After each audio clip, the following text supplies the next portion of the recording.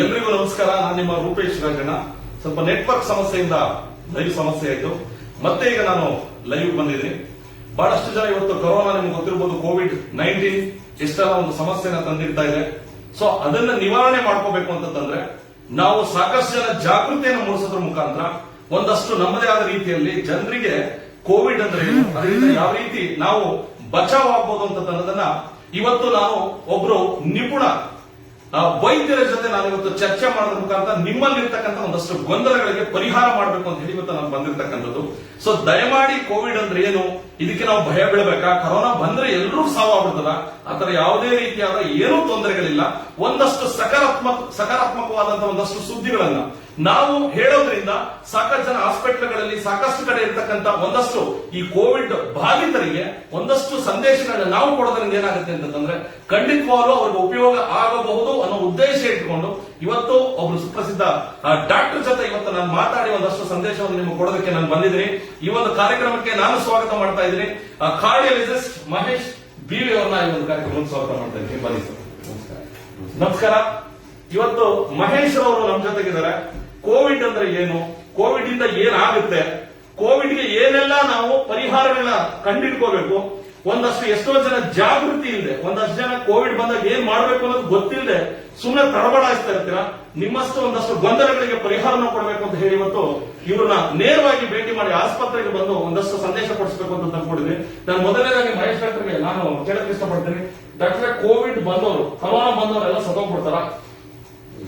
Corona ಅನ್ನೋದು ಒಂದು ಸಾಮಾನ್ಯ ಫ್ಲೂ ಅಷ್ಟೇ. ಈ ನೆಗಡಿ, ಕೆಮ್ಮು, ಜ್ವರ ಬರುತ್ತಲ್ಲ ಅದೇ ತರ. ಬಟ್ ಇದರ ಸ್ವಲ್ಪ ಎಫೆಕ್ಟ್ ಜಾಸ್ತಿ ಆಗಿದೆ ಅಷ್ಟೇ. ಬಿಕಾಸ್ ಆಫ್ ನಮ್ಮ ಸಹಕಾರ ಇಲ್ದಿರಾ, ನಾವು ಜನಗಳು ಅಂತರ ಮೇಂಟೈನ್ ಮಾಡ್ದಿರಾ, ಮಾಸ್ಕ್ ಹಾಕೊಳ್ದಿರಾ, ಇದು ಜಾಸ್ತಿ ಆಗಿದೆ ಅಷ್ಟೇ.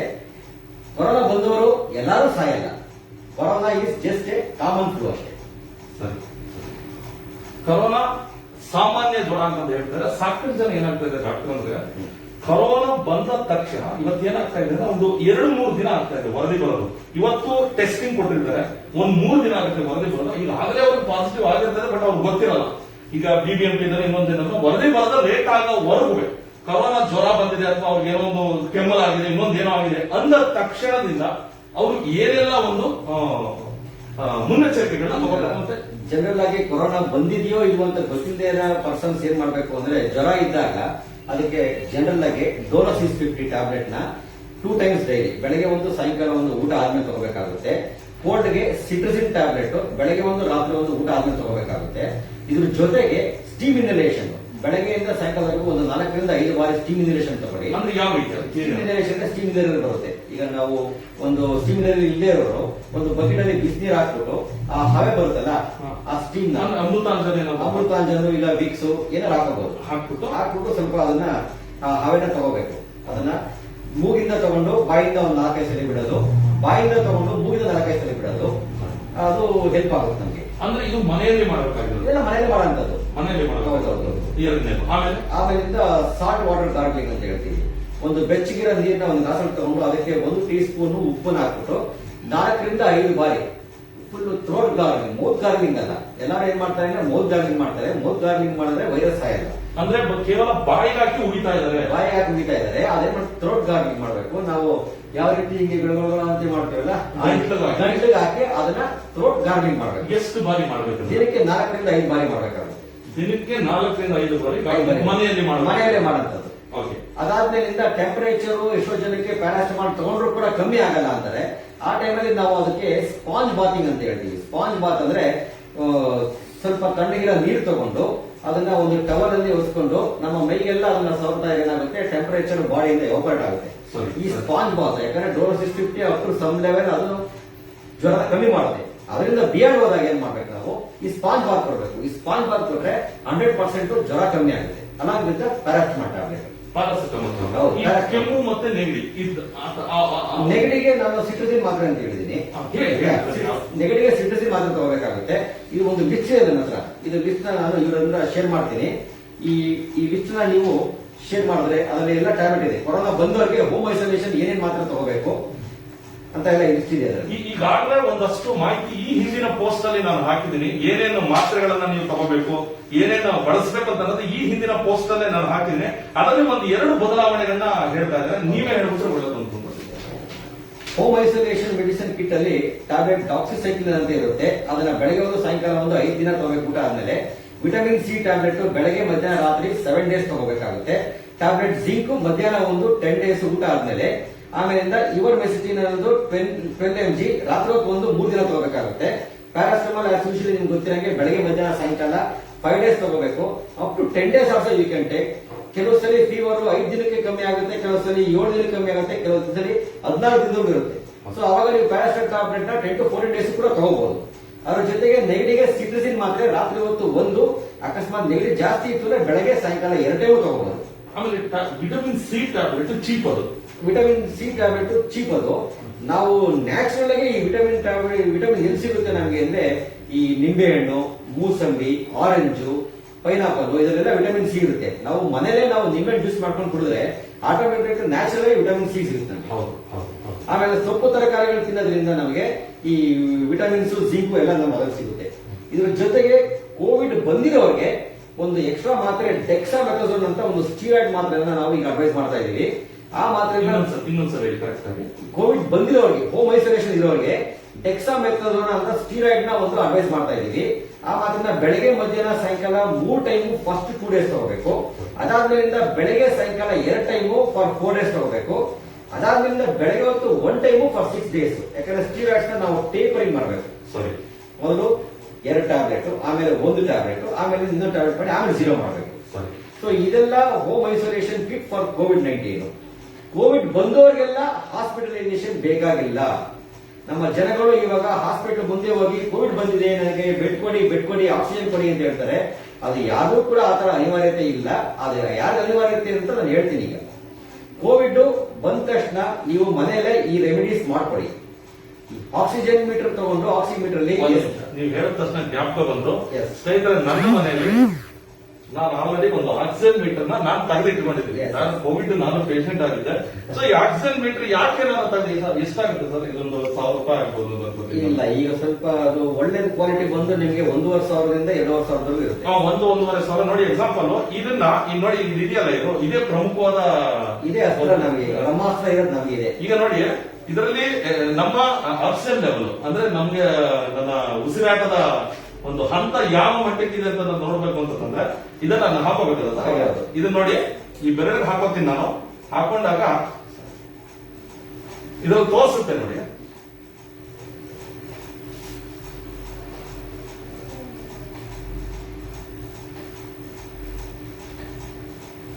%96 ಆಕ್ಸಿಜನ್. ಸೊ ಆಕ್ಸಿಜನ್ ಅಬೋ 90 ನೋಡ್ಕೊಳ್ಳಿ, ಕಾಣಿಸ್ತಿದ್ಯಾ? 96 ಆಕ್ಸಿಜನ್ ಅಬೋ 90 ಯಾರು ಗಾಬರಿ ಪಡೋದು ಬೇಕಾಗಿಲ್ಲ. ಸೊ ಎಲ್ಲರೂ ಈ ಆಕ್ಸಿಮೀಟರ್ ಮನೇಲಿ ಇಟ್ಕೊಂಡು ಆಕ್ಸಿಜನ್ ಅಬೋ 90 ಇರೋರು ಮನೇಲೆ ಈ ಮೆಡಿಕೇಶನ್ ಕಿಟ್ ಫಾರ್ ಕೋವಿಡ್-19 ಏನಿದೆಯೋ ಅದನ್ನ ಫಾಲೋ ಮಾಡಬೇಕಾಗುತ್ತೆ. ಯಾವಾಗ ನಿಮ್ಗೆ ಆಕ್ಸಿಜನ್ ಲೆವೆಲ್ 90ಗಿಂತ ಕಮ್ಮಿ ಬರುತ್ತೋ ಅವಾಗ ನಾವು ಹಾಸ್ಪಿಟಲೈಸ್. ಈಗ ಇನ್ನೊಂದು ಗೊಂದಲ ಏನು ಅಂದ್ರೆ ಸರ್, ಕೆಲವ್ರಿಗೆ ಯಾವುದೇ ರೀತಿಯಾದ ಲಕ್ಷಣಗಳು ಇರೋದೇ ಇಲ್ಲ. ಹೌದೌದು, ಏನೂ ಇರೋದಿಲ್ಲ. ದಿಢೀರ್ ಅಂತ ಒಂದಿನ ಉಸಿರಾಟ ಸಮಸ್ಯೆಯಿಂದ ಹಾಸ್ಪಿಟಲ್ ಹೋಗ್ತಾರೆ. ಅಂತವ್ರು ಏನು ಹೇಳಕ್ಕೆ ಇಷ್ಟಪಡ್ತೀವಿ ಸರ್? ಅದು ಏನಾಗುತ್ತೆ ಅಂದ್ರೆ ನಾವು ಮಾನಿಟರ್ ಮಾಡಿರಲಿಲ್ಲ ಅಂತ ಪೇಷಂಟ್ಗಳನ್ನ ಈ ತರ ಆಕ್ಸಿಮೀಟರ್ ಇಟ್ಕೊಂಡು ಎವ್ರಿ ಟೈಮ್ ಅವ್ರು ಚೆಕ್ ಮಾಡಿದಾಗ ಅವ್ರಿಗೆ ಗೊತ್ತಾಗುತ್ತೆ. ಈಗ ಕೆಲವು ಪೇಷಂಟ್ಗಳು ಏನೋ ಸ್ವಲ್ಪ ಉಸಿರಾಟ ತೊಂದರೆ ಆಯ್ತು, ಅದೇನ್ ತಿಳ್ಕೊಂಡು ನಾರ್ಮಲ್ ತಿಳ್ಕೊಂಡ್ಬಿಡ್ತಾರೆ. ಬಟ್ ಆ ಟೈಮಲ್ಲಿ ನಾವು ಆಕ್ಸಿಮೀಟರ್ ಚೆಕ್ ಮಾಡಿದಾಗ SpO2 ಲೆವೆಲ್ 85 ಇಲ್ಲ 80ಗಿಂತ ಕಮ್ಮಿ ಇರುತ್ತೆ. ಅವ್ರು ಅದನ್ನ ನೋಟಿಸ್ ಮಾಡಿರಲ್ಲ. ಯಾವಾಗ ನಮ್ಮ ಬಾಡಿಲಿರೋ ಲಂಗ್ಸ್ ಕಂಪನ್ಸೇಟ್ ಮಾಡಕ್ಕಾಗಲ್ವೋ ಆ ಟೈಮಲ್ಲಿ ಕೊಲಾಪ್ಸ್ ಆಗುತ್ತೆ. ಕೊಲಾಪ್ಸ್ ಆದ ತಕ್ಷಣ ಹೊತ್ತೋಗುತ್ತಲ್ಲ, ಅವ್ರ ಬ್ರೈನ್ಗೆ ಬೇಕಾಗಿರೋ ಆಕ್ಸಿಜನ್ ಸಪ್ಲೈ ಕಮ್ಮಿ ಆಗಿರೋದ್ರಿಂದ ಅವ್ರು ಕೊಲಾಪ್ಸ್ ಆಗಿರ್ತಾರೆ. ಆ ಟೈಮಲ್ಲಿ ನಾವು ಎಮರ್ಜೆನ್ಸಿ ಹಾಸ್ಪಿಟಲೈಸೇಷನ್ ಮಾಡಿ we can save the patient. ಆಮೇಲೆ ಇನ್ನೊಂದೇನು ಅಂತಂದ್ರೆ, ನಾನು ಕೋವಿಡ್ ಪಾಸಿಟಿವ್ ಕಳೆದ ಜುಲೈಲಿ ಆಗಿದ್ದಂತ ಸಂದರ್ಭದಲ್ಲಿ ನಾನು ಮಾಡಿದಂತ ಒಂದಷ್ಟು ಮನೆಯಲ್ಲಿ ಮಾಡ್ಕೊಂಡಂತ ಒಂದಷ್ಟು ವಿಷಯಗಳು ಇನ್ನೊಂದ್ಸತಿ ಕರೆಕ್ಟ್ ಆಗಿ ಕ್ಲಾರಿಫೈ ಮಾಡ್ತಿದ್ದೀನಿ.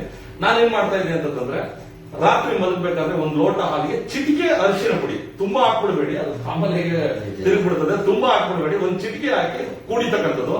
ಎರಡನೇದು ಬಂದು ನೀವು ಹೇಳಿದಂಗೆ ಬಿಸಿನೀರಿಗೆ ನಾನು ಅಮೃತಾಂಜನ ಹಾಕಿ ರಗ್ಗೊಜ್ಕೊಂಡು ಕಂಪ್ಲೀಟ್ ಆಗಿ ದಿನಕ್ಕೆ 3 ರಿಂದ 4 ಬಾರಿ ಸತತವಾಗಿ ಮಾಡ್ತಾ ಇದ್ದೆ. 3ನೇದು ಬಂದು ನೀವು ಹೇಳಿದಂಗೆ ಕಿವಿ ಹಣ್ಣು, ಪರಂಗಿ ಹಣ್ಣು, ಸೇಬು ಎಲ್ಲಾ ಹಣ್ಣುಗಳನ್ನ ಚೆನ್ನಾಗಿ ತಿಂತಾ ಇದೆ. ಹಣ್ಣುಗಳು ಆಮೇಲೆ ಮೊಟ್ಟೆಗಳು ಒಂದು 3 ರಿಂದ 4 ಮೊಟ್ಟೆಗಳನ್ನ ತಿಂತಾ ಇದೆ.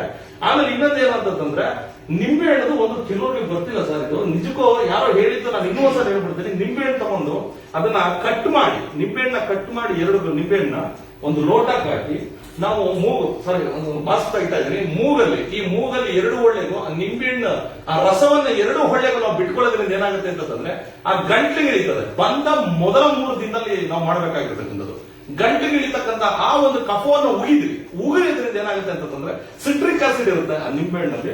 ಸೊ ಅದೇನಾಗುತ್ತೆ ಅಂತಂದ್ರೆ ಗಂಟ್ಲಲ್ಲಿ ಇರ್ತಕ್ಕಂಥ ವೈರಸ್ ಅನ್ನ ಕೊಂದಾಗುತ್ತೆ. 2ನೇದು ಬಂದು ಆ ಲೋಟಕ್ಕೆ ನಾವು ನಿಂಬೆ ರಸ ಮತ್ತೆ ಉಪ್ಪು ಅರಿಶಿನ ಹಾಕಿ ಕಲಕಿ ನೀವು ಹೇಳಿದಾಗೆ ಗಾರ್ಲಿಂಗ್ ಮಾಡೋದ್ರಿಂದ ಹೋಗುತ್ತೆ.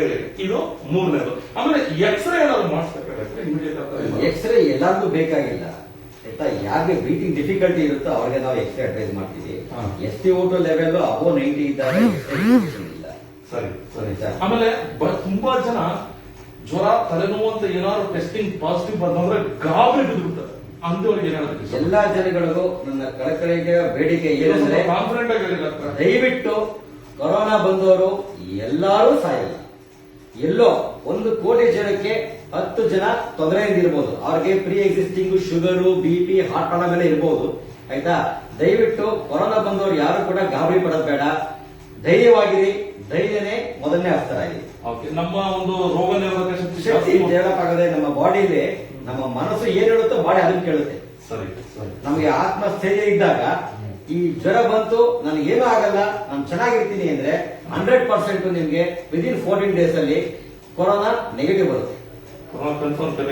ನೆಗೆಟಿವ್ ಬರುತ್ತೆ. ಆಮೇಲೆ ತುಂಬಾ ಜನ ಇನ್ನೊಂದು ತಪ್ಪು ಸಂದೇಶ ಏನು ಅಂದ್ರೆ 60 ವರ್ಷ ಆದ್ಮೇಲೆ ಕೊರೋನಾ ಬಂದವರು ಎಲ್ಲರೂ ಸತ್ತೋಗ್ಬಿಡ್ತಾರೆ. ಆ ತರ ಇಲ್ಲ.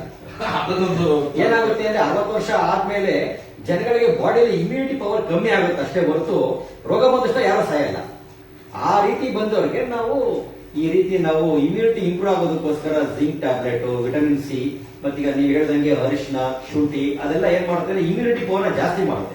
ಅದನ್ನ ನಾವು ಮನೇಲೆ ತಗೊಳ್ಳೋದ್ರಿಂದ 100% ಏನು ತೊಂದರೆ ಆಗಲ್ಲ. ಯಾರು ಗಾಬರಿ ಪಡಬೇಡಿ, ಧೈರ್ಯವಾಗಿರ್ಬೇಕು. ಆಮೇಲೆ ಈ ರೆಮಿಡಿಸಿವಿರ್ ಮೆಡಿಸಿನ್ ಬಗ್ಗೆ ಈಗ ರೆಮಿಡಿಸಿವಿರ್ ಸಿಗ್ತಾ ಇಲ್ಲ ಹಾಗೆ ಅಂತ ಹೇಳ್ತಿದ್ರೆ ಆ ಮೆಡಿಸಿನ್ ಖಂಡಿತವಾಗ್ಲೂ ಬಳಕೆ ಆಗುತ್ತೆ. ರೆಮಿಡಿಸಿವಿರ್ ಏನಾಗಿದೆ ಅಂದ್ರೆ ಒಂದು ರೀಸೆಂಟ್ ಆಗಿ 4 ಸ್ಟಡಿ ಮಾಡಿದ್ದಾರೆ throughout the world. Recent after COVID-19 ಬಂದ ಮೇಲೆ ಆ 4 ಸ್ಟಡಿಲೂ ಕೂಡ ಏನ್ ಪ್ರೂವ್ ಆಗಿದೆ ಅಂದ್ರೆ ರೆಮಿಡಿಸಿವಿರ್ ಕೊಟ್ಟವ್ರಿಗೂ ರೆಮಿಡಿಸಿವಿರ್ ಕೊಡದೇವ್ರಿಗೂ ಕೂಡ ಮಾರ್ಟಾಲಿಟಿ ರೇಟ್ ಚೇಂಜ್ ಆಗಿಲ್ಲ ಆಯ್ತಾ. ಮಾರ್ಟಾಲಿಟಿ ರೇಟ್ ಚೇಂಜ್ ಆಗಿಲ್ಲ. Only recovery from the hospital. ಈಗ ಫಾರ್ ಎಕ್ಸಾಂಪಲ್ ಪೇಷಂಟ್ ಐಸಿಯು ಇರ್ತಾರೆ, ಅವ್ರಿಗೆ ರೆಮಿಡಿಸಿವಿರ್ ಕೊಟ್ಟಾಗ ನಾವು ಅವ್ರ ಐಸಿಯು 10 ದಿನ ಇರೋ ಬದಲು 5 ದಿನಕ್ಕೆ ವಾರ್ಡ್ ಬರ್ತಾರೆ. It improves the like recovery, but mortality rate ಮಾತ್ರ ಏನು ಚೇಂಜ್ ಆಗಿಲ್ಲ. ಈಗ ಪೇಷಂಟ್ ಕೋವಿಡ್-19 ಬಂದಿದೆ, ಅವ್ರ ಲಂಗ್ಸ್ ಎಲ್ಲ ಡ್ಯಾಮೇಜ್ ಆಗಿದೆ ಅಂದ್ರೆ ಅಂತವ್ರಿಗೆ ರೆಮಿಡಿಸಿವಿರ್ ಕೊಟ್ಟು ಸಪೋರ್ಟಿವ್ ಆಗಿ ಕೊಟ್ಟರು ಕೂಡ so that has not effect on mortality. Only recovery rate ಮಾತ್ರ ಇಂಪ್ರೂವ್ ಆಗಿದೆ. ಆಮೇಲೆ ಇನ್ನೊಂದು ಏನಂದ್ರೆ ಟಿವಿಗಳಲ್ಲಿ ಅಥವಾ ನೀವು ಎಲ್ಲೇ ಆಗ್ಲಿ ಬರೀ ಈ ಸ್ಮಶಾನದ ಮುಂದೆ ಹೆಣಗಳಿರ್ತಕ್ಕಂಥದ್ದು, ನಾನು ಅದನ್ನ ತಪ್ಪು ಅಂತ ಹೇಳ್ತಾರೆ. ಕೆಲವು ಟೈಮ್ ಏನಾಗುತ್ತೆ ಅಂತಂದ್ರೆ ಆ ಕೊರೋನಾ ಬಂದ ತಕ್ಷಣದಿಂದ ನಾವು ಒಂದು ಗಾಬರಿ ಬಿದ್ದು ಇನ್ನೊಂದಷ್ಟು ತಗೊಳ್ಬೇಕಾದಂತ ಮುಂಜಾಗ್ರತಾ ಕ್ರಮಗಳನ್ನು ಸರಿಯಾದ ರೀತಿಯಲ್ಲಿ ತಗೊಳ್ಳಿಲ್ಲ ಅಂದಾಗಲೇ ಅದು ಎಫೆಕ್ಟ್ ಆಗ್ತಕ್ಕಂಥದ್ದು, ಬಿಟ್ರೆ ಬೇರೆ ಏನೂ ಇಲ್ಲ. ಆಮೇಲೆ ಇನ್ನೊಂದು ಡಾಕ್ಟ್ರೆ 100% ಎಷ್ಟು % ರಿಕವರಿ? 100% 99.82 ರಿಕವರಿ ಆಗ್ತಾ ಇದೆ. ಜಸ್ಟ್ 12% ಅಷ್ಟೇ ಎಫೆಕ್ಟ್. 0.12% ಸರ್, 0.12% ಅಷ್ಟೇ ಎಫೆಕ್ಟ್ ಆಯ್ತದೆ. ಇದು ಗಮನದಲ್ಲಿರ್ಲಿ. ಯಾರೆಲ್ಲ ಕೋವಿಡ್ ಪಾಸಿಟಿವ್ ಆದ ತಕ್ಷಣ ಗಾಬರಿ ಬಿಡ್ತಾ ಇದ್ರಲ್ಲ ಅವ್ರಿಗೆ ನಾನು ಹೇಳ್ತಾ ಇರೋದು 99.82% ರಿಕವರಿ. ನೀವು ಟಿವಿಗಳಲ್ಲಿ ಇನ್ನೊಂದು ಎಲ್ಲೋ ನೋಡ್ಬೇಕಾದ್ರೆ ಕೇವಲ ಎಷ್ಟು ಜನ ಸತ್ರು ಅನ್ನೋದನ್ನ ನೋಡಿ ಗಾಬರಿ ಬಿಡಬೇಡಿ, ಎಷ್ಟು ಜನ ಡಿಸ್ಚಾರ್ಜ್ ಆದ್ರು ಅದನ್ನ ನೋಡಿ. ದಯವಿಟ್ಟು ಅದನ್ನ ನೋಡೋದ್ರಿಂದ ಖಂಡಿತವಾಗ್ಲೂ ಯಾರು ಗಾಬರಿ ಬಿಡ್ಬೇಕಾಗಿಲ್ಲ. ಒಬ್ಬ ರೋಗಿನ ಉಳಿಸ್ಬೇಕು ಅಥವಾ ಯಾರೋ ಒಬ್ಬರು ಜೀವ ಉಳಿಸ್ಬೇಕು ಅಂತಂದ್ರೆ ನಾವು ಡಾಕ್ಟರ್ ಆಗಬೇಕಾಗಿಲ್ಲ, ಆಂಬುಲೆನ್ಸ್ ದಾರಿ ಬಿಟ್ರೆ ಸಾಕು. ಈ ರೀತಿ ಒಂದಷ್ಟು ಮಾಹಿತಿಯನ್ನ ಡಾಕ್ಟರ್ ಕಡೆಯಿಂದ ಕೊಡಿಸಿದ್ರು ಸಾಕು. ಆಮೇಲೆ ತುಂಬಾ ಜನ ಹಳ್ಳಿಗಳ ಕಡೆ ಒಂದಷ್ಟು ಮಾಹಿತಿಗಳಿಲ್ಲ. ಇವತ್ತು ಜನರಿಗೆ ಏನಾಗ್ತಾ ಇದೆ ಅಂತಂದ್ರೆ ಕೋವಿಡ್ ಬಂತು ಅಂತ ಅನ್ನೋದು ಅಷ್ಟು ಬಿಟ್ರೆ ಜನರಿಗೆ ಏನ್ ಮಾಡ್ಬೇಕು ಹೇಗೆ ಏನು ಒಂದು ಬ್ಲಾಂಕ್ ಆಗ್ಬಿಡ್ತಾ ಇದ್ದಾರೆ ಅವರು. ಅಂದ್ರೆ ಬರೀ ನಾವು ಬಂದ ತಕ್ಷಣ ಸತ್ತೋಗ್ಬಿಡ್ತೇವೆ ಈ ರೀತಿ ಅಂದ್ರೆ ತುಂಬಾ ಗೊಂದಲಗಳಲ್ಲೂ ಸಾಕಷ್ಟು ಇರ್ತದೆ. ಈ ರೀತಿ ಒಂದಷ್ಟು ಸಂದೇಶಗಳನ್ನ ಕೊಡೋದ್ರಿಂದ ಅದು ಒಂದಷ್ಟು ಅರಿವಿಗೆ ಬರ್ಬೋದು ಅಂತ ನಮ್ಮ ಉದ್ದೇಶ ಇಟ್ಕೊಂಡು ನಾವು ಹೇಳ್ತಿರೋದು. ಕಡೆದಾಗಿ ಏನ್ ಹೇಳೋದಕ್ಕೆ ಇಷ್ಟಪಡ್ತೀರಿ ಇನ್ನೊಂದ್ಸಲಿ ನಮ್ಮ ಕೋವಿಡ್ ಬಂದವರು ಮೊದಲು ಗಾಬರಿ ಪಡ್ಕೋಬೇಡಿ. ನಿಮ್ಗೆ ಕೋವಿಡ್ ಬಂದ ತಕ್ಷಣ ಪಕ್ಕದವರು ಕೋವಿಡ್ ಬಂತು ಅಂತ ನೀವು ಎದುರ್ಕೋಬೇಡಿ. ಕೋವಿಡ್ ಬಂದಿರೋರಿಗೆಲ್ಲರಿಗೂ ಕೂಡ ಟ್ರೀಟ್ಮೆಂಟ್ ಇದೆ. ಆ ಎಲ್ಲಾ ಟ್ರೀಟ್ಮೆಂಟ್ ಕೂಡ ನೀವು ಮನೇಲೆ ತಗೋಬಹುದು. ಸರಿ ಸರಿ ಸರಿ. ತುಂಬಾ ಸಮಸ್ಯೆ ಆಯ್ತು ಅಂತಂದಾಗ ಮಾತ್ರ ತುಂಬಾ ಸಮಸ್ಯೆ ಆಯ್ತು. ಆಕ್ಸಿಜನ್ ಲೆವೆಲ್ ತುಂಬಾ ಕಮ್ಮಿ ಆಯ್ತು. ಕೆಲವರು ಕೋವಿಡ್ ಬಂದ ತಕ್ಷಣ ನನಗೆ ನೆಗಡಿ ಕೆಮ್ಮು ಬಂದ್ಬಿಟ್ಟಿದೆ, ನನಗೆ ಆಗ್ತಾ ಇಲ್ಲ ಅಂತ ಹೇಳ್ತಾರೆ. ನೆಗಡಿ ಕೆಮ್ಮು ಚಳಿಗಾಲದಲ್ಲೂ ಬರುತ್ತೆ. ಸರಿ. ಅವಾಗೂ ನಾವು ಎಲ್ಲಿ ಹಾಸ್ಪಿಟಲ್ ಹೋದ್ರೆ ಮನೇಲಿ ಕಷಾಯ ಮಾಡಿಕೊಂಡು ಶುಂಠಿ ತಗೊಂಡು ಟ್ರೀಟ್ಮೆಂಟ್ ತಗೋತೀವಿ. ಅದೇ ತರ ಈಗೂ ಕೂಡ ಕೋವಿಡ್ ಬಂದ್ರೂ ಕೂಡ ಈ ಕೋವಿಡ್ ನ ಒಂದು ಕಾಮನ್ ಫ್ಲೂ ಅಂತ ನೀವು ಕನ್ಸಿಡರ್ ಮಾಡ್ಬೇಕಷ್ಟೇ ಹೊರತು ಕೋವಿಡ್ ನ ನೀವು ಮಹಾಮಾರಿ ಅಂತ ಯಾವತ್ತೂ ಕೂಡ ಅನ್ಕೋಬೇಡಿ. ಅಂದ್ರೆ ತುಂಬಾ ಜನ ಈ ಕೆಲವು ಮಾಧ್ಯಮಗಳಲ್ಲಿ ಕೋವಿಡ್ ಎಂಬ ಮಹಾಮಾರಿ ಸ್ಫೋಟ ಈ ತರದೊಂದಷ್ಟು ಶಬ್ದಗಳನ್ನ ಬಳಸೋದ್ರಿಂದ ಏನಾಗುತ್ತೆ ಅಂದ್ರೆ ತುಂಬಾ ಜನ ಗೊಂದಲಗಳಾಗೋದು. ಅಲ್ಲೇ ಸ್ನೇಹಿತರೆ, ನಾನು ಹೇಳೋದ್ರಿಂದ ಕೆಲವರು ನಂಬದೇನೆ ಇರಬಹುದು. ನೇರವಾಗಿ ವೈದ್ಯರೇ ಈ ಒಂದು ಮಟ್ಟಿಗಿನ ಸಂದೇಶವನ್ನು ನಿಮಗೆ ಕೊಟ್ಟಾಗ ಒಂದಷ್ಟು ಭಯ ನಿಮಗೆ ಹೋಗಿರ್ಬೋದು ಅಂತ ಅನ್ಕೋತೀನಿ. ಯಾವುದೇ ಕಾರಣಕ್ಕೂ ಯಾರು ಹೆದರ್ಬೇಕಾಗಿಲ್ಲ. ಸತತವಾಗಿ ಕಷಾಯನ ಕುಡಿರಿ. ನೀವು ಯಾವತ್ತು ನಿಮ್ಗೆ ಆ ರೀತಿ ಒಂದು ಸಿಂಪ್ಟಮ್ಸ್ ಕಾಣಿಸ್ಕೊಳ್ಳುತ್ತೆ, ಲಕ್ಷಣಗಳು, ಆ ಕ್ಷಣದಿಂದ ನೀವು 3-4 ದಿನ ರಿಪೋರ್ಟ್ ಕಾಯೋ ಬದಲು ಬಿಸಿನೀರು, ಕಷಾಯ, ಸ್ಟೀಮು, ಹಣ್ಣುಗಳು, ಮತ್ತೆ ನೀವು ಒಳ್ಳೆ ಊಟ ಚೆನ್ನಾಗಿ ಮಾಡಬೇಕು ಅಂತ ಗುಡ್ ನ್ಯೂಟ್ರಿಷನ್ ಇದ್ದಾಗ ಏನಾಗುತ್ತೆ, ನಮ್ಮ ಬಾಡಿಲಿ ಇಮ್ಯುನಿಟಿ ಜಾಸ್ತಿ ಆಗುತ್ತೆ. ಸರಿ ಸರಿ. ಹೇಳ್ದಂಗೆ ಮೊಟ್ಟೆ, ಸೊಪ್ಪು, ತರಕಾರಿಗಳು ಇದೆಲ್ಲ ತಗೊಳ್ಳೋದ್ರಿಂದ ನಮ್ಮ ಬಾಡಿಲಿ ನ್ಯೂಟ್ರಿಷನ್ ಜಾಸ್ತಿ ಹೋದಷ್ಟು ಇಮ್ಯುನಿಟಿ ಜಾಸ್ತಿ ಆಗುತ್ತೆ. ಓಕೆ. ಸಹಜವಾಗಿ ಜನ ಕೋವಿಡ್ ಇಂದ ತಪ್ಪಿಸ್ಕೋಬೇಕು ಅಂತಂದ್ರೆ ಏನ್ ಮಾಡ್ಬೇಕು? ತುಂಬಾ ಜನ ಇನ್ನೂ ಅದು ಅನುಭವ ಆಗಿಲ್ಲ. ಸಹಜವಾಗಿ ಕೋವಿಡ್ ಇಂದ ತಪ್ಪಿಸ್ಕೋಬೇಕು ಅಂದ್ರೆ ಮಾಸ್ಕ್ ಧರಿಸಿ, ಅಂತರ ಕಾಪಾಡಿ, ಅನ್ನೆಸೆಸರಿ ಆಚೆಯಿಂದ ಓಡಾಡಬೇಡಿ. ಇದ್ರ ಜೊತೆಗೆ ಸ್ಟೀಮ್ ಇನ್ಹಲೇಷನ್ ಮಾಡಿ. ಎವರಿಬಡಿ ಕೋವಿಡ್ ಬರ್ದೇ ಹೋಗ್ಲಿ, ಎಲ್ಲರೂ ಕೂಡ ಡೈಲಿ ಸ್ಟೀಮ್ ಇನ್ಹಲೇಷನ್ ಮಾಡಿ. ಅಂದ್ರೆ ಬರದೇ ಓದೋರು ಸಹ ಹೋದ್ರು ಕೂಡ ಈಗ ಹೌದು, ನಾನು ಕೂಡ ಬೆಳಗ್ಗೆ ಮತ್ತೆ ಸಾಯಂಕಾಲ 2 ಟೈಮ್ ಸ್ಟೀಮ್ ಇನ್ಹಲೇಷನ್ ಮಾಡ್ತೀನಿ ಮನೇಲಿ. ಸೂಪರ್. ಆಯ್ತಾ? ಯಾಕಂದ್ರೆ ಅದು ಬರೋಕ್ಕಿಂತ ಮುಂಚೆನೆ ಅದನ್ನ ಕೊಂಡ್ಬಿಡೋಣ ಅಂತ. ಸರಿ ಸರಿ. ಆಯ್ತಾ? ಯಾಕಂದ್ರೆ ವೈರಸ್ ಬಂದ ತಕ್ಷಣ ಅದು 100% 100,000 ವೈರಸ್ ನ ಬಾಡಿ ಬರಲ್ಲ. ಅದು ಬಂದಾಗ ಒಂದು 4-5 ವೈರಸ್ ಬರುತ್ತೆ ನಮಗೆ. ಆ ವೈರಸ್ ನಾವು ಅಲ್ಲೇ ತಡೆದೇ ಹೋದ್ರೆ ಅದು ಮರಿ ಮಾಡಿ, ಮಕ್ಕಳು ಮಾಡಿ, ಅದು ಮಾಡಿ ಮಾಡಿ ಮಾಡಿ ಅದೇನಾಗುತ್ತೆ, ಅದು ಉಲ್ಬಣ ಆಗುತ್ತೆ. ಸೊ ನಾವು ಡೈಲಿ ಸ್ಟಿಮ್ಯುಲೇಷನ್ ಮಾಡೋದ್ರಿಂದ ಅದು ಸ್ಟಾರ್ಟಿಂಗ್ ಅಲ್ಲೇ ವೈರಸ್ ಸಣ್ಣ ಪುಟ್ಟ ನಮ್ಮ ಬಾಡಿ ಇದ್ರೆ ಅದು ಅಲ್ಲೇ ಹೊರಟೋಗುತ್ತೆ. ಸ್ಟಿಮ್ಯುಲೇಷನ್ ಮಾಡಿ, ಗಾರ್ಡನಿಂಗ್ ಮಾಡಿ, ವಿಟಮಿನ್ ಸಿ, ನಿಂಬೆಹಣ್ಣು, ಆರೆಂಜ್ ಅದೆಲ್ಲ ಚೆನ್ನಾಗಿ ತಗೊಳ್ಳಿ, ಸೊಪ್ಪು ತರಕಾರಿಗಳು ಚೆನ್ನಾಗಿ ತಗೊಳ್ಳಿ. ಅದ್ರ ಜೊತೆಗೆ ನಿಮ್ಮ ಆತ್ಮಸ್ಥೈರ್ಯನೇ ನಿಮ್ಮ ನಂಬಿಕೆ. ಅಂದ್ರೆ ದಯವಿಟ್ಟು ಅವ್ರು ಹೇಳೋದು ಏನು ಅಂತಂದ್ರೆ ಭಯ ಬೀಳಬಾರ್ದು ಸ್ನೇಹಿತರೆ. ಖಚಿತವಾಗಿ ಹೇಳ್ತೀನಿ, ನನಗೂ ಅಷ್ಟೇ ಬಂದಿದ್ದೇನೆ, ತುಂಬಾ ಗಾಬರಿ ಬಿದ್ದುಬಿಟ್ಟೆ, ಅಯ್ಯೋ ಏನಾಗ್ಬಿಡ್ತೇನೆ ಏನೋ ಅಂತ ಹೇಳಿ. ಯಾವಾಗ ನಾವು ಹಾಸ್ಪಿಟಲ್ ಹೋಗಿ ಬಂದವರಿಗೆ ಬರೀ ಇಷ್ಟೇನಾ ಇದು ಅಂತ ಅನಿಸ್ತು. ಬಟ್ ಕೆಲವರಿಗೆ ಯಾವಾಗ ಎಫೆಕ್ಟ್ ಆಗುತ್ತೆ ಅಂತಂದ್ರೆ ಅವರು ಬಂದು 1 ವಾರ ಆದ್ರೂ ಅದ್ರ ಬಗ್ಗೆ ತಲೆ ಕೆಡಿಸ್ಕೊಂಡಿರಲ್ಲ, ಬರೋ 10 ದಿನ ಆದ್ರೂ ಅದ್ರ ಬಗ್ಗೆ ತಲೆ ಕೆಡಿಸ್ಕೊಂಡಿರಲ್ಲ. ಆಮೇಲೆ ಸಹಜವಾಗಿ ತಣ್ಣೀರು ಕುಡಿಬಾರ್ದು ಅಂತ ಅನ್ಬೋದು. ತಣ್ಣೀರು ಕುಡಿಯೋದು, ಫ್ಯಾನು, ಆಮೇಲೆ ಬಂದು ಎಸಿ ಬೇಡ, ಫ್ಯಾನ್ ಇರ್ಬೋದು. ಎಸಿ ಮತ್ತೆ ಫ್ರಿಡ್ಜ್ ಅಲ್ಲಿ ಇರುವಂತ ಕೋಲ್ಡ್ ಐಟಮ್ಗಳು ಯಾವುದೂ ಯೂಸ್ ಮಾಡಬೇಡಿ. ಮೊಸರು, ಅಕಸ್ಮಾತ್ ಹಾಲು ಮೊಸರು ಫ್ರಿಡ್ಜ್ ಅಲ್ಲಿ ಇಕ್ಕಿದ್ರೆ ಅದನ್ನ ಆಚೆ ತೆಗೆದು ರೂಮ್ ಟೆಂಪರೇಚರ್ಗೆ ತಗೊಂಡು ಆಮೇಲಿಂದ ಮೊಸರು ಯೂಸ್ ಮಾಡಿ. ಅಲ್ಲಿವರೆಗೂ ಬಳಸೋದು ಬೇಡ. ಕೋಲ್ಡ್ ಇರೋದು ಬೇಡ. ಕೋಲ್ಡ್ ಇರೋ ಪದಾರ್ಥಗಳನ್ನ ದಯವಿಟ್ಟು ಬಳಸೋದು ಬೇಡ. ಆಮೇಲೆ ಧೈರ್ಯವಾಗಿ ಹೇಳಿ.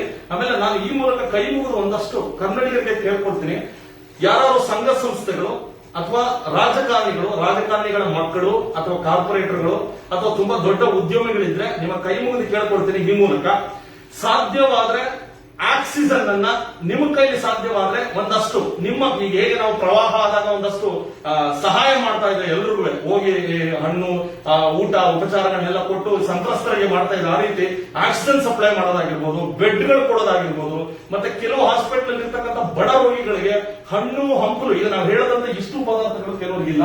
ಸೊ ಅಂತವರಿಗೆ ದಯವಿಟ್ಟು ತಗೊಂಡೋಗಿ ಕೊಡ್ತಕ್ಕಂಥ ಒಂದಷ್ಟು ಸಮಾಜ ಸೇವೆಯನ್ನ ನೀವು ಮಾಡಿ. ಯಾವುದೇ ಕಾರಣಕ್ಕೂ ಯಾರು ಹೆದರೋದು ಬೇಡ. ಖಂಡಿತವಾಗ್ಲೂ ನಮ್ದು ಎಷ್ಟು ತಿಂಗಳು ಇರ್ಬೋದು doctor corona? Corona May 15th highest peak ಬರುತ್ತೆ ಅಂತ ನಾವು ಎಕ್ಸ್ಪೆಕ್ಟ್ ಮಾಡ್ತಾ ಇದೀವಿ. ಅದಾದ್ಮೇಲಿಂದ ಇಟ್ ಗೋಸ್ ಆನ್ ಟೇಪರಿಂಗ್, ಕಮ್ಮಿ ಆಗ್ತಾ ಹೋಗುತ್ತೆ. ಡಿಪೆಂಡ್ಸ್ ಆನ್ ನಮ್ಮ ಮೇಲೆ ಡಿಪೆಂಡ್ ಆಗಿರುತ್ತೆ. ನಾವು ಅಂತರವನ್ನು ಕಾಪಾಡಿಕೊಂಡು ಮಾಸ್ಕ್ ಹಾಕೊಂಡು ನಮ್ಮ ಸೇಫ್ಟಿ ನಾವು ನೋಡ್ಕೊಂಡ್ರೆ ಈ ಕೊರೋನಾ ನಾವು ಹೋಗಾಡಿಸಬಹುದು. ನಾವು ಎಚ್ಚರಿಕೆ ಇವಾಗೂ ತಗೊಳ್ದೇ ಹೋದ್ರೆ ಸೆಲ್ಫ್ ಲಾಕ್ಡೌನ್ ನಾವು ಸ್ವಯಂ ಪ್ರೇರಿತರಾಗಿ ಲಾಕ್ ಡೌನ್ ಮಾಡ್ಕೊಂಡು, ಆಮೇಲೆ ಇನ್ನೊಂದೇನು ಗೊತ್ತಾ, ಕೊರೋನಾ ಬಂದು ಒಂದ್ 7-8 ದಿನ ಇದೆಯಲ್ಲ, ಆ ಹಿಂಸೆ ದಯವಿಟ್ಟು ಯಾರಿಗೂ ಬೇಡ. ಆದ್ರಿಂದ ನಾವು ಒಂದಷ್ಟು ಮುನ್ನೆಚ್ಚರಿಕೆ ಕ್ರಮವನ್ನು ತಗೊಳ್ಳೋಣ, ಜೊತೆಗೆ ನಮ್ಮಿಂದ ಇನ್ನೊಬ್ರು ತೊಂದರೆ ಆಗದ ರೀತಿ ನಾವು ಮಾಡ್ಕೊಳ್ಳೋಣ. ಡಾಕ್ಟರ್ಗಳು ಏನು ಒಂದಷ್ಟು ಮಾಹಿತಿಯನ್ನು ಕೊಟ್ಟಿದ್ದಾರೆ, ಚೀಟಿ ಕೊಡಿ ಇನ್ನೊಂದ್ಸತಿ ಹಿಡಿದು ಬಿಡ್ತೀನಿ ಇದನ್ನ. ಇದು BBMP ಅವರು ಕೊಟ್ಟಿರ್ತಕ್ಕಂಥ ಒಂದು ಮಾಹಿತಿ, ಒಂದ್ಸತಿ ನೋಡ್ಕೊಳ್ಳಿ.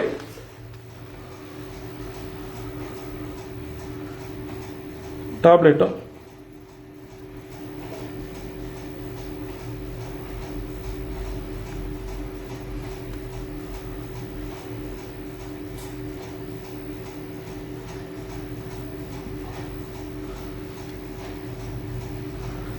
ಇದು ಟ್ಯಾಬ್ಲೆಟ್. ಸ್ನೇಹಿತರೆ, ಎಲ್ರಿಗೂ ಒಳ್ಳೇದಾಗಲಿ, ಒಂದಷ್ಟು ಮಾಹಿತಿ, ಒಂದಷ್ಟು ಜೀವಗಳ ಉಳಿಸೋದಕ್ಕೆ ಸಹಾಯ ಆಗಲಿ ಅಂತ ಹೇಳ್ತಾ ಇಷ್ಟೊಂದು ಅದ್ಭುತವಾದ ಮಾಹಿತಿ ಕೊಟ್ಟಂತ ಮಹೇಶ್ ಅವರಿಗೆ ನಾನು ಧನ್ಯವಾದ. ಜೊತೆಗೆ ಬಂದು ಸಹಾಯ ಮಾಡಿದಂತ ನಮ್ಮ ಇನ್ನೊಬ್ರು ಡಾಕ್ಟರ್ ಶ್ರೀಧರ್ ಅವ್ರಿಗೂ ನಾನು ಧನ್ಯವಾದ ಹೇಳ್ತಾ ವಿಡಿಯೋ ಮುಗಿಸ್ತಾ ಇದ್ದೀವಿ. ಎಲ್ಲೇ ಇರಿ, ಹೇಗೆ ಇರಿ, ಎಂದೆಂದಿಗೂ ಕನ್ನಡಿಗರಾಗಿರಿ. ಜೈ ಕರ್ನಾಟಕ ಮಾತೆ. ನಮಸ್ಕಾರ. ನಮಸ್ಕಾರ.